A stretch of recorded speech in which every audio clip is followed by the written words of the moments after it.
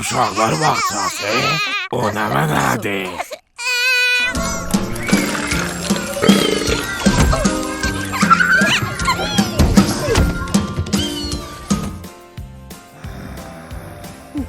Balıq, bəri çöndə balıq. Mənim işi qıranlığım əyridir. Millətin çocuğu 24 saat saxlayasız ki, nə olsun? Mənim bacım, cənabadiyin harasın başa düşmədi. Elə hamımız. Sənin töhfələrini saxlayırıq, gedib bədəni bir suya verəsən. Arxayın ol, gecə gəl tulalarını götür, sal yanına apar. Heç satdan ki, yaxçıdır.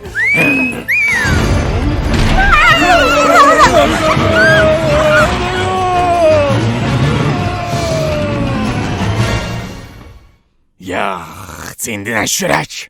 Deyirəm ki, elə bir keyfimiz səçən iş. Keyfimiz səkən? Keyfimiz səçən iş. Keyfimiz səkən? Keyfimiz səçən iş. Keyfimiz səkən? Keyfimiz səkən? Keyfimiz səkən? Keyfimiz səkən? Keyfimiz səkən? Keyfimiz səkən? Keyfimiz səkən? Salam, xoş gördük. Neynisiz, neynəmisiz? Salam, Kaftan. Nə xəbər, bala bula necədilər? Zəhmət olmasa quyruğunuzu da pəldəsiz, çox mersi. Baş üstə. Quyruğuna sağlıq. Saçlarınız dekoloradiyamış. Dekolorati.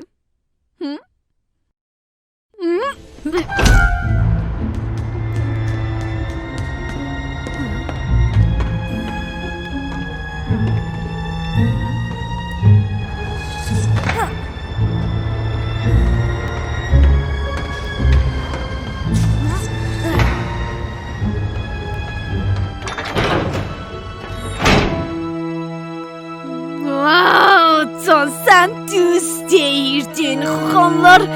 Xuxanlar işcəməlidirlər. Onlar bir avuç ataşqandılar.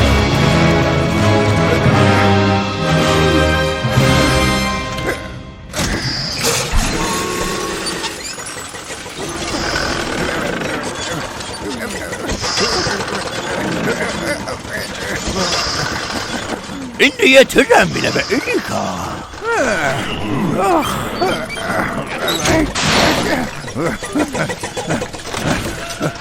Xan Xuxan necə? O da gəlib? Gəlib, gördüm. Eşşək yoncaya baxan kimi zilləmişdi mənə. Tercos Xuxanın biri Xuxan. Xuxanın dili pişan aparıb. Hələ harasın görübsən? O gecə mən bildim ki, adamların zoru Xuxanlara çatmaz.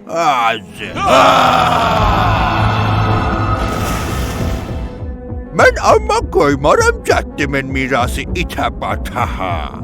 Belə oldu ki, başladım əsgəl yazıları bir oxudum. Deyirlər ha, dolanan ayağa daş dəyər.